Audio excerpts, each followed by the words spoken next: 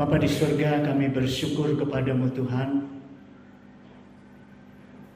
Engkau tetap memberikan kesempatan kepada kami pada saat ini untuk sama-sama merenungkan sebagian daripada firman-Mu. Teristimewa pada hari ini kami merayakan Tahun Baru Imlek di dalam ibadah. Kami mau bersyukur untuk semua anugerah berkat Tuhan sepanjang tahun yang lalu. Dan pada saat ini Tuhan, kami datang bersyukur kepadamu dan kami mau memuji nama-Mu. Biarlah firman-Mu hari ini Tuhan akan menjadi bekal bagi kami untuk menjalani tahun yang baru, di mana Tuhan senantiasa kami harapkan untuk menjadi pemimpin di dalam hidup kami. Agar hidup kami tidak salah langkah, agar hidup kami senantiasa berada di jalan kebenaran Tuhan, agar hidup kami boleh menjadi saksi bagi Tuhan demi kemuliaan nama Tuhan. Terima kasih Tuhan, kami serahkan waktu ini di dalam tangan-Mu. Biar Engkau dimuliakan, semua kami yang hadir pada sore hari ini diberkati oleh firman. Di dalam Yesus Kristus kami berdoa. Amin. Shalom jemaat yang saya kasihi di dalam Yesus Kristus. Karena ibadah kita pada sore hari ini adalah ibadah bernuansa Imlek, maka pertama-tama saya mengucapkan selamat Tahun Baru Imlek. Semoga kita hidup diberkati oleh Tuhan sepanjang tahun ke depan ini. Saya mengucapkan Xin Nian Jin Pu, Xin Nian Mong An. Jemaat yang saya kasihi di dalam Yesus Kristus, firman Tuhan yang akan saya bawakan pada saat ini terdapat di dalam Yosua pasal 1. Yosua pasal 1 ayat 5 hingga ayat 9. Kemudian Mazmur pasal 1 ayat 1 hingga 3. Kita membaca dua bagian Alkitab ini dengan cara bersaut-sautan. Yosua pasal 1 ayat 5 hingga ayat 9, Mazmur pasal 1 ayat 1 hingga ayat ke-3. Bila sudah mendapatkan, kita baca dengan cara bersaut-sautan. Seorang pun tidak akan dapat bertahan di hadapan Engkau seumur hidupmu. Seperti aku menyertai Musa, demikianlah aku akan menyertai engkau. Aku tidak akan membiarkan engkau dan tidak akan meninggalkan engkau. Kuatkan dan teguhkanlah hatimu, sebab engkau yang akan memimpin bangsa ini, memiliki negeri yang dijanjikan dengan sumpah pada nenek moyang mereka, untuk diberikan kepada mereka. Hanya kuatkan dan teguhkanlah hatimu dengan sungguh-sungguh, bertindaklah hati-hati sesuai dengan seluruh hukum yang telah diperintahkan kepadamu oleh hambaku Musa. Janganlah menyimpang ke kanan atau ke kiri, supaya engkau beruntung kemanapun engkau pergi. Janganlah engkau lupa memperkatakan kitab Taurat ini, tetapi renungkanlah siang dan malam, supaya engkau bertindak hati-hati sesuai dengan segala yang tertulis di dalamnya, sebab dengan demikian perjalananmu akan berhasil dan engkau akan beruntung. Bukankah telah kuperintahkan kepadamu, kuatkan dan teguhkanlah hatimu, janganlah kecut dan tawar hati, sebab Tuhan Allahmu menyertai engkau kemanapun engkau pergi. Kita baca di dalam Mazmur pasal 1 ayat 1 hingga ayat ketiga. Berbahagialah orang yang tidak berjalan menurut nasihat orang fasik, yang tidak berdiri di jalan orang berdosa, dan yang tidak duduk dalam kumpulan pencemooh. Tetapi yang kesukaannya ialah Taurat Tuhan, dan yang merenungkan Taurat itu siang dan malam. Kita baca ayat 3 sama-sama. Ia seperti pohon yang ditanam di tepi aliran air, yang menghasilkan buahnya pada musimnya, dan yang tidak layu daunnya, apa saja yang diperbuatnya berhasil.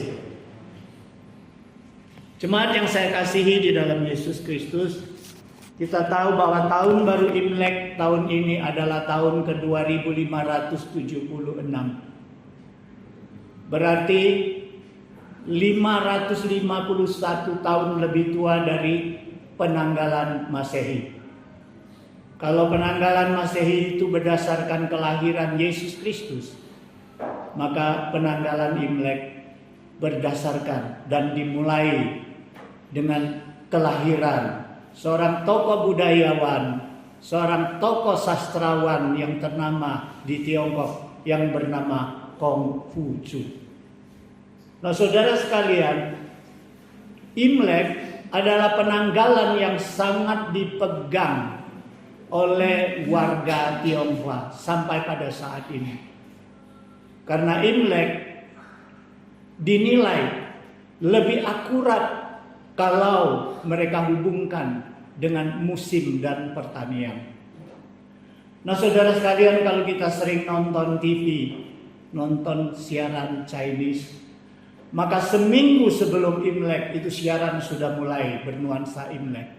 Dan seminggu sesudah Imlek itu masih bernuansa Imlek. Nah, saudara sekalian, kalau kita melihat layar TV, semua didominasi dengan warna merah. Nah, saudara sekalian, kita tahu Imlek berbeda dengan perayaan tahun baru yang lain. Imlek tahun barunya berlaku sampai 15 hari dan berakhir pada Cap Gomeh. Nah, saudara sekalian, firman Tuhan saya bawa hari ini di dalam Yosua pasal 1 ayat 5 sampai 9 dan Mazmur pasal 1 ayat 1 hingga 3. Di dalam mengarungi tahun baru Imlek yang baru 2576, maka kita tidak tahu apa yang akan terjadi. Sebentar apa yang akan terjadi? Besok, lusa, bulan depan. Kita tidak tahu apa yang akan terjadi. Dan apa yang akan kita hadapi di dalam kehidupan sehari-hari. Itu masih menjadi teka-teki bagi kita.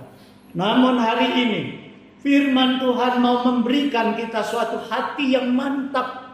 Seperti apa yang dikatakan Tuhan kepada Yosua, kuatkan dan teguhkanlah hatimu, karena aku menyertaimu. Kemanapun engkau melangkah, engkau akan berhasil. Kemanapun engkau melangkah dan engkau berbuat, engkau akan beruntung. Nah, saudara sekalian, kita tahu bahwa sejak kematian Musa, setelah kematian Musa di Gunung Nebo dipanggil oleh Tuhan, maka Yosua lah dipilih oleh Tuhan untuk menggantikan Musa. Ketika Yosua dipanggil oleh Tuhan, apakah Yosua menerima dengan senang hati? Saudara sekalian, seharusnya tugas yang dibebani oleh Yosua ini tidak lagi berat. Karena selangkah lagi dia akan masuk ke tanah perjanjian Kanaan. Karena mereka sudah tiba di pinggir sungai Yordan. Tinggal menyeberangi sungai Yordan, mereka menaklukkan tembok Yeriko, kemudian mereka sudah tiba di tanah perjanjian. Seharusnya tugas ini diterima dengan hati yang sukacita oleh Yosua. Tetapi saudara sekalian, walaupun hanya selangkah lagi, tapi tugas ini bukan main sulitnya. Kenapa sulit, saudara sekalian? Mereka mau menyeberangi sungai Yordan. Sementara orang yang berjuta-juta ini tidak ada kapal yang mengangkut mereka untuk menyeberang. Ini menjadi satu masalah. Mereka mau menyeberang Sungai Yordan. Kemudian benteng Yeriko bukanlah benteng sembarangan. Begitu kokoh dan kuatnya benteng. Saya melihat catatan arkeolog tentang kekuatan tembok Yeriko. Tembok Yeriko ini tingginya sekitar 10 sampai 15 meter. Bayangkan ya, kalau ada tembok tinggi 10 sampai 15 meter, berapa tingginya? Kemudian tembok ini lebarnya 1,5 meter sampai 2 meter. Wah, tembok yang 1,5 sampai 2 meter tebalnya. Mungkin mobil bisa jalan di atasnya. Nah, saudara sekalian, tembok ini terdiri dari 2 lapis. Yang 15 meter ini terdiri dari 2 lapis. 4 meter sampai 5 meter bagian bawah dibentuk dari batu-batu raksasa. Batu-batu yang berukuran besar. Kemudian di atas batu-batu itu disusun bata-bata lumpur 6 sampai 8 meter. Maka terbentuklah 10 sampai 15 meter. Saudara sekalian, tembok yang setinggi ini untuk menaklukkannya sungguh rasanya mustahil. Karena pada saat itu belum ada bahan peledak yang bisa meledakkan tembok. Jadi mereka kalau mau menghancurkan tembok Yeriko itu mustahil. Mereka mau masuk ke tembok itu, mereka harus bikin tangga yang tinggi. Mereka harus manjat. Mungkin kita sering nonton film-film silat. Bagaimana mereka menaklukkan tembok benteng. Mereka pakai tangga. Saudara sekalian, manjat. Dan dari tangga atas itu mereka, ini musuh-musuh itu akan menghadapi dengan batu, dengan apapun. Nah, saudara sekalian, ini problem sangat besar. Bukan itu saja. Penduduk-penduduk yang di Yeriko, yang di Kanaan itu, penduduk raksasa yang tinggi badannya seperti Goliat. Dari situ asalnya. Tinggi Goliat berapa? Hampir 3 meter. 2 meter 98 senti. Saudara sekalian, kita bayangkan orang-orang seperti itu. Di mana buktinya, saudara sekalian? Karena Musa pernah mengutus 12 pengintai untuk mengintai tanah Kanaan. Termasuklah di situ ke-12 orang itu Yosua dan Kaleb. Mereka masuk, mereka sebulan di sana, 40 hari mereka kembali lagi, mereka buat laporan. 10 pengintai itu mengatakan kita pasti kalah. Kita pasti kalah. Karena apa? Karena di hadapan mereka kita tidak ubahnya seperti belalang. Saudara sekalian, bagaimana kalau manusia belalang menghadapi manusia? Saudara sekalian, bangsa Israel jadi kecut hatinya. Tetapi Yosua dan Kaleb sendiri, dengan mata mereka sendiri, mereka menyaksikan memang apa yang diceritakan oleh 10 pengintai itu benar. Orang-orang yang di Kanaan itu orang-orang yang berperawakan tinggi besar. Nah, saudara sekalian, tugas yang begitu sulit tentu Yosua tahu. Kenapa Yosua tahu? Karena Yosua adalah panglima perang. Dia bukan seperti Musa duduk di tampuk pimpinan pemerintah. Tetapi Yosua terjun di medan perang. Setiap peperangan Yosua memimpin peperangan. Sehingga dia tahu betapa sulitnya menghadap musuh. Betapa bahaya menghadap satu peperangan. Betapa ketatnya perjuangan untuk memenangkan sebuah peperangan. Jadi jangan heran. Saya dapat bayangkan ketika Tuhan katakan Yosua, kau gantiin Musa. Bagaimana hati Yosua tetap gentar dan takut. Itulah sebabnya di dalam pembacaan kita dari ayat 5 hingga ayat 9 tadi, hanya di dalam 5 ayat Tuhan 3 kali mengatakan kepada Yosua, kuatkan dan teguhkan hatimu, kuatkan dan teguhkan hatimu. 3 kali Tuhan tekankan. Kenapa? Supaya keraguan-raguan, kekhawatiran, ketakutan yang ada di dalam hati Yosua itu hilang karena Tuhan memberikan semangat kepadanya. Saudara sekalian, Tuhan bukan hanya memberikan semangat, Tuhan memberikan janji. Bukan hanya kuat ya, jangan takut ya, teguhkan hatimu ya, selesai. Enggak, Tuhan katakan, karena aku akan menyertai engkau. Aku akan menyertai engkau. Kemana engkau pergi tidak ada orang bisa melawan engkau. Saudara sekalian, Tuhan memberikan janji. Janji pertolongan, janji perlindungan, janji keberhasilan.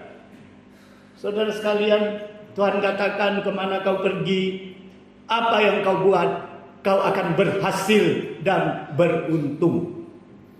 Tapi saudara sekalian, apakah itu tidak dituntut syaratnya? Saudara sekalian, Tuhan katakan, engkau akan berhasil karena aku menyertai engkau. Aku janji sertai engkau. Kuatkan hatimu, teguhkan hatimu, jangan takut. Tetapi tidak selesai di situ. Tuhan katakan, jangan tinggalkan firman dan perintah Tuhan. Lakukan itu dengan hati-hati. Renungkan firman Tuhan itu. Perkatakan firman Tuhan itu. Itulah modal, itulah syarat. Bagaimana supaya Yosua mempunyai kekuatan, mengetahui kekuatan yang daripada Tuhan kepadanya. Dia harus renungkan firman Tuhan. Dia harus percakapkan firman Tuhan. Kemudian dia harus bertindak dengan hati-hati untuk taat kepada perintah Tuhan. Saudara sekalian, kita lihat bagaimana respon dari Yosua. Setelah Tuhan berkata seperti itu, kita tahu Yosua segera mengatur strategi. Yosua segera mengatur program perang. Dia segera mengatur pasukan-pasukannya. Nah, saudara sekalian, bukan itu saja, tetapi Yosua percaya bahwa Tuhan akan melindungi dia. Dia tidak tinggal diam. Dia bekerja, dia lakukan, dia taat kepada Tuhan. Kita tahu ya, ketika Tuhan perintahkan bangsa Israel menyeberang Sungai Yordan, Tuhan sudah atur dan Yosua mematuhinya. Sehingga ketika tabut Allah itu masuk ke air Sungai Yordan itu terbelah dua. Tanpa kapal, tanpa alat pengangkut, mereka boleh menyeberang Sungai Yordan seperti menyeberang di tanah kering. Saudara sekalian, setelah tiba di seberang, Tuhan perintahkan suatu cara yang rasanya mustahil untuk merobohkan, untuk menaklukkan Yeriko. Tembok Yeriko yang begitu tebal dan tinggi. Tuhan katakan apa? Itari itu 7 hari. 1 hari 1 keliling mengitari tembok Yeriko itu. Bawa sangkakala, nggak usah ditiup, jangan berbicara, diam-diam, sunyi senyap. Semua pasukan perang kelilingi tembok Yeriko 1 hari sekali. Sampai 7 hari. Dan hari ke-7 mereka harus kelilingi, mengitari tembok Yeriko itu sampai 7 keliling. Kemudian tiuplah sangkakala, berteriaklah sekuatnya. Apa yang terjadi? Yosua tidak anggap itu mustahil. Kalau di otak kita, pikiran kita, tembok itu dibom pun susah hancur. Bagaimana dengan dikelilingi, dikitari seperti itu bisa roboh? Tapi Yosua, dia taat dengan penuh. Dia bukan saja membuat rencana yang rapi, dia bukan saja menuruti semua perintah Tuhan, Tetapi dia yakin apa yang Tuhan katakan, dia lakukan dengan taat sepenuhnya. Saudara sekalian, akibatnya apa? Tembok Yeriko yang begitu tebal, begitu kokoh, hancur berantakan. Apakah sudah selesai, saudara sekalian? Tidak. Tuhan katakan, perangi penduduk Kanaan, basmi mereka. Saudara sekalian, Yosua tidak akan menang sekalipun Yeriko itu hancur.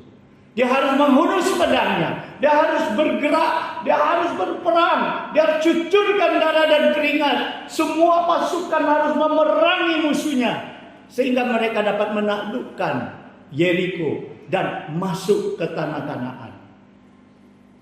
Nah, saudara sekalian, dari firman Tuhan ini, dari riwayat bagaimana bangsa Israel menyeberang sungai Yordan, menaklukkan Yeriko dan masuk ke tanah perjanjian. Di situ kita mendapatkan beberapa pelajaran. Saudara sekalian, kita mau berhasil, kita mau berhasil dan beruntung. Saudara sekalian, yang pertama, kita harus mempunyai hati yang teguh. Kita tidak takut, kita harus berani melangkah. Kedua, kita melangkah, kita harus mengandalkan penyertaan Tuhan. Modal penyertaan Tuhan, bagaimana Tuhan mau menyerta kita. Kita harus mematuhi dan mentaati secara penuh apa yang Tuhan katakan. Perintah Tuhan kita lakukan tanpa syarat, saudara sekalian. Hanya dengan demikian, semua langkah kita akan diberkati dan kita akan berhasil dan beruntung. Saudara sekalian, seorang anak yang berusia 16-17 tahun, satu hari dia datang kepada mamanya. Dia bilang, "Ma, saya ini bosen loh naik angkot ke sekolah terus. Lihatlah, saya lihat teman-teman saya, mereka punya kendaraan motor. Tolong, Ma, beliinlah."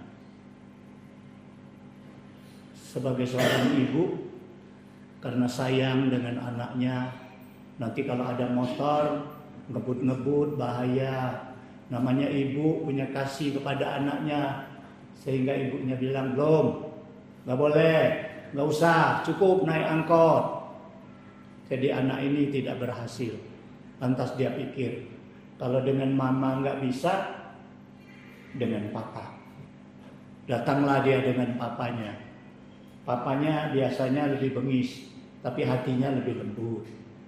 Ya, mamanya lembut, tapi susah digoyang. Ya, nah, datang dia dengan papanya. Dia bilang, "Pak, beliin motor dong, Pak. Coba lihat, Pak, teman-teman saya semua pakai motor. Saya udah bosen pakai angkot. Lagi pula saya kan sudah dewasa, sudah mulai dewasa. Sudah 16-17 tahun. Sudah saatnya saya memiliki motor." Ayahnya bilang apa? "Udah tanya dengan mama?"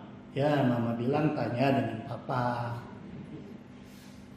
Oke, kata papanya.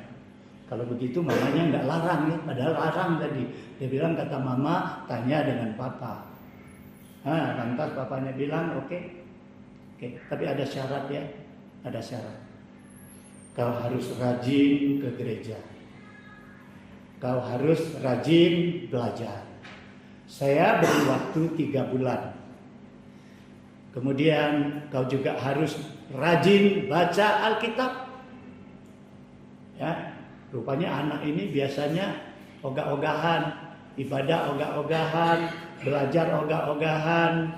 Ya, sekarang mau minta motor, jadi kesempatan ayahnya memberikan syarat itu. Kemudian syarat terakhir papanya bilang, "Lihat rambutmu itu, gondrong, pangkas rambutmu." Jadi anak ini saking mau mendapatkan motor tadi, batasnya 3 bulan, dia belajar mati-matian. Ya, dia rajin datang ke gereja, setiap ibadah dia pasti hadir. Dia rajin baca Alkitab. Nah, saudara sekalian, sudah 3 bulan dia datang kepada papanya. Dia bilang, "Pak, sudah saatnya kau belikan aku motor. Lihat, nilai pelajaranku ranking ketiga seluruh kelas." Bapaknya bilang, "Oh, bagus. Ke gereja?" "Oh, ke gereja Papa lihat sendiri, setiap minggu saya hadir. Nggak pernah saya bolos, nggak pernah." "Oke," kata papanya. "Bagus. Baca Alkitab?" "Oh, Pak, 3 bulan saya baca, sekarang sudah di Wahyu. Sudah hampir habis." Bapaknya bilang, "Oh, hebat. Tapi belum bisa. Kenapa, Pak?" "Karena rambutmu belum dipangkas." "Oh, Pak, jangan. Papa kan suruh saya rajin ke gereja, rajin baca Alkitab. Saya baca Alkitab, saya cari data, saya lihat di gereja ada lukisan Yesus, ada gambar Yesus. Yesus rambutnya gondrong. Kalau saya gondrong, saya meneladani Yesus. Saya nggak mau dipangkas. Saya mau seperti Yesus." Papanya terdesak juga ya. Bingung gimana mengatasi anak ini. Tapi dia pikir-pikir, namanya orang tua, pikirannya cukup matang. Dia bilang begini, Oke, kau mau seperti Yesus? Oke. Waktu Yesus menginjili, Yesus pakai kendaraan apa? 2 kali ayahnya tanya. Akhirnya anak ini jawab, "Jalan kaki, Pak."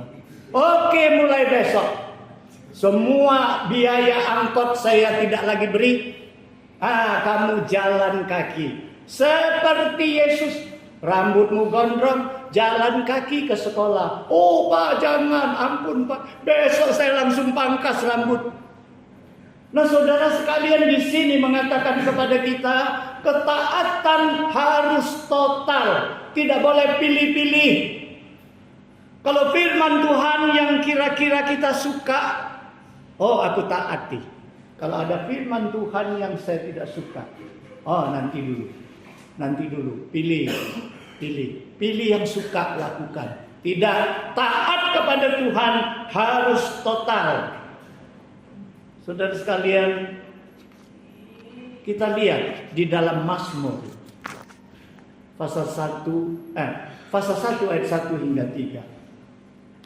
Yesus katakan orang yang merenungkan firman Tuhan, orang yang merenungkan firman Tuhan siang malam, dia taat kepada Tuhan di dalam setiap kondisi. Saat dia duduk, saat dia berdiri, saat dia berjalan, dia tetap berjalan di dalam kebenaran Tuhan. Dia tetap taat dan tanpa menghindar. Saudara sekalian, kemudian Yesus pemazmur gambarkan bahwa dia akan seperti pohon yang ditanam di pinggir aliran sungai, aliran air. Saudara sekalian, kita tahu ya, pohon itu kalau ditanam di pinggir aliran sungai, ya artinya ada jarak dengan sungai.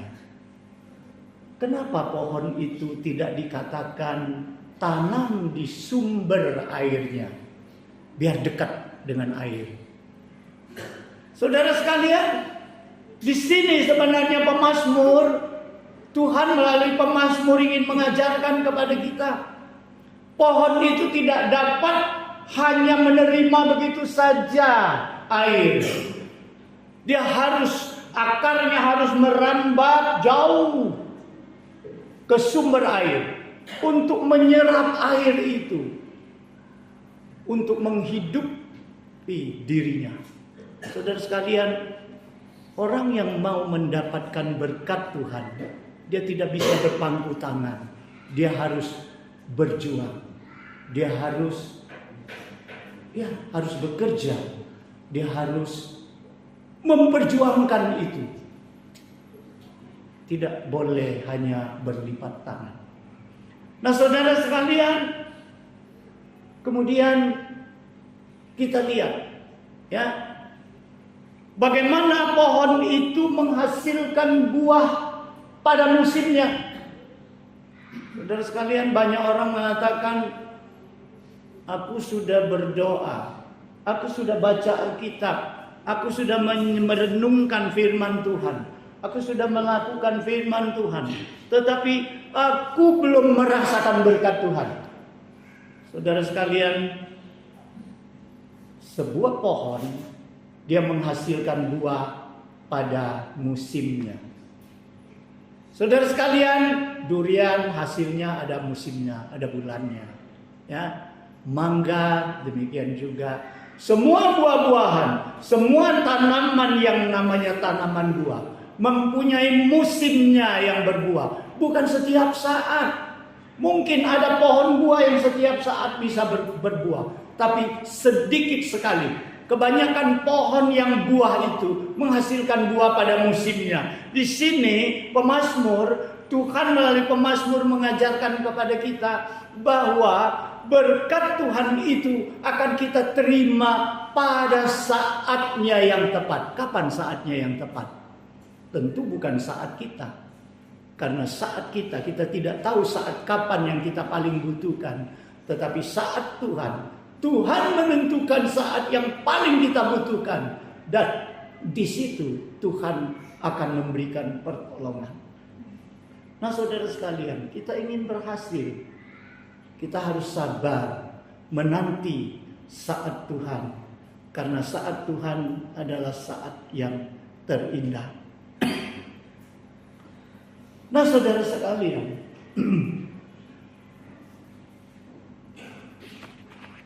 pemazmur akan mengatakan kepada kita, apapun yang kita perbuat berhasil.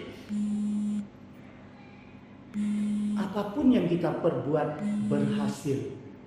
Kita tahu bahwa di dalam Alkitab mengatakan Yusuf, karena ketaatannya kepada Tuhan, karena ketegarannya hatinya menghadapi segala situasi yang sulit, sekalipun dia dijual sebagai budak di rumah Potifar, tetapi dia tetap taat kepada Tuhan, sehingga dia menjadi sumber berkat bagi keluarga Potifar.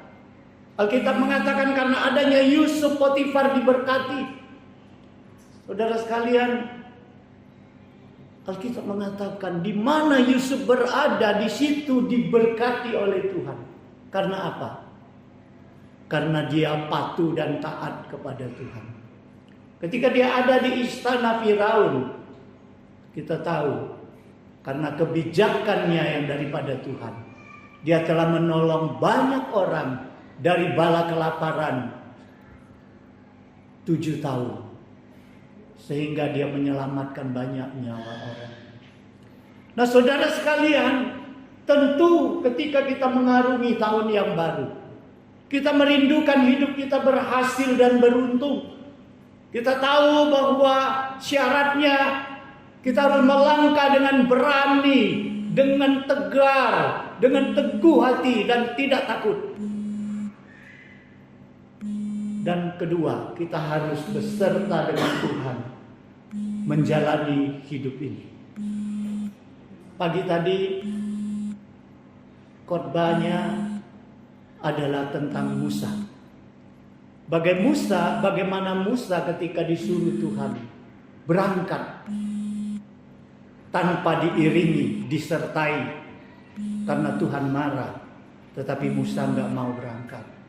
Musa katakan, kalau bukan engkau yang menyertai, yang membimbing, jangan suruh kami berangkat. Nah, saudara sekalian, penyertaan Tuhan itu sangat penting. Dan hari ini kepada Yosua, Tuhan sudah menjanjikan penyertaan. Tuhan menjanjikan berkat, keberhasilan dan keberuntungan. Nah, saudara sekalian, namun di dalam janji itu ada tugas yang harus kita kerjakan. Kita harus taat kepada perintah Tuhan Di dalam bertindak kita harus hati-hati. Kita harus menjadi berkat banyak orang. Nah, saudara sekalian, untuk mengakhiri khotbah ini, saya akan memberikan satu kesaksian.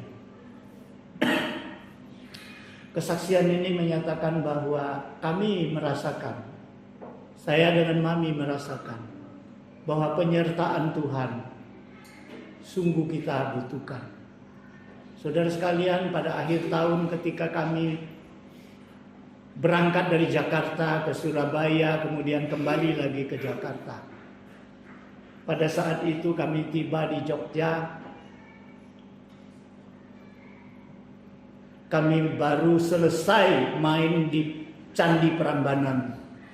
Dari Candi Prambanan sudah malam, kami keluar cari warung makan. Pada saat itu karena anak-anak memilih warung sate, maka pilihlah satu warung sate yang besar. Tetapi ketika di situ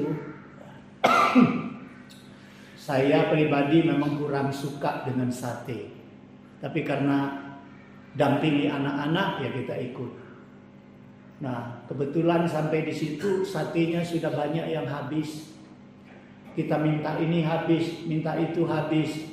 Jadi saya lihat di seberang jalan itu ada jual soto mie, soto ayam, wah soto saya suka. Karena apa? Kalau makan ada kuah yang hangat, enak. Jadi saya ajak Mami diam-diam, nggak mau ngasih tahu dengan anak-anak. Diam-diam saya tarik Mami, Ma, kita ke seberang, kita makan soto. Jadi pergilah kami berdua. Saudara sekalian, waktu menyeberang pertama, karena jalan itu lebar dan di tengahnya ada trotoar untuk jalan orang itu. Jadi untuk menuju ke pertengahan itu kan ada tukang parkir di sini. Jadi tukang parkir itu membantu kami ya menahani mobil supaya kami bisa menyeberang dengan aman. Tiba di trotoar itu tukang parkir kan di seberang sana. Nggak ada tukang parkir, kita mau nyeberang sendiri. Sementara mobil itu jalan dengan derasnya, dengan kecepatan, dan jalan itu sangat ramai. Jadi kami tunggu di situ. Akhirnya mobil itu sudah habis. Motor juga masih jauh. Turunlah, saya tarik Mami. Turun. Baru jalan ke tengah, menjelang ke pinggir. Tiba-tiba di rombongan motor itu belakangnya muncul satu motor dengan kecepatan tinggi. Wah, dan saya lihat saya pasti ketabrak. Karena arahnya sudah ke saya. Enggak sempat lagi. Dengan kecepatan itu enggak sempat lagi saya mengelak. Sementara saya masih menarik tangan Mami. Saya lepaskan. Karena kalau saya tarik, pasti kami dua kena tabrak. Saya sudah siap. Berapa sakitnya kalau ditabrak motor, saya sudah siap merasakan itu. Saya sudah pejamkan mata dan saya melompat. Saya sudah lepaskan tangan Mami, saya melompat. Waktu itu saya tidak tahu saya melompat berapa jauh, saya nggak tahu. Rasanya saya nggak melompat, nggak ada kekuatan. Tiba-tiba setelah itu di celana di pantat saya ini bis, motor itu lewat. Waduh, saya lihat motor itu terus pergi. Saya lihat Maminya mana? Mami ada di belakang motor itu. Jadi artinya motor itu lewat belakang saya, lewat depan Mami. Waduh, kami nggak bisa bicara lagi. Kami langsung menyeberang dan sampai di warung mie itu. Kami masih duduk, kami masih merenung. Tuhan sudah menolong kami. Penyertaan Tuhan tetap ada pada kami. Saya tanya Mami, ada kena apa dah? Enggak. Rasanya kaki ada keserempet sedikit. Saya lihat kakinya nggak ada cacat, nggak ada merah, nggak ada apa-apa. Tapi ada sakit katanya. Tiba-tiba waktu duduk nunggu mie, Mami bilang, Pak, cincin saya ini patah. Saya lihat, wah, kok cincin ini patah? Kemudian saya lihat jari tangan mami ini mulai lebam, mulai biru. Berarti mami ini kena serempet di tangannya sampai cincinnya patah. Waduh, saya buka cincin itu, saya tarik, saya simpan di kantong, kemudian saya urutin tangan mami. Besoknya biru. Waktu itu kami pikir antara hidup dan mati hanya seujung rambut. Pada saat itu baru saja dapat berita Kok Hua meninggal, Hendra Susanto meninggal. Saya pikir kalau bukan Tuhan yang melindungi, kalau bukan Tuhan yang menyertai, anak-anak kami mungkin bawa jenazah kami pulang ke Pagarawan. Benar-benar pertolongan Tuhan. Saudara sekalian, kita tidak tahu apa yang akan kita hadapi sebentar lagi, besok, sepanjang tahun yang baru ini akan kita hadapi semuanya. Ingatlah, penyertaan Tuhan sangat penting. Oleh sebab itu, marilah kita mohon penyertaan Tuhan, dan kita tidak perlu kecut hati menjalani tahun yang baru ini.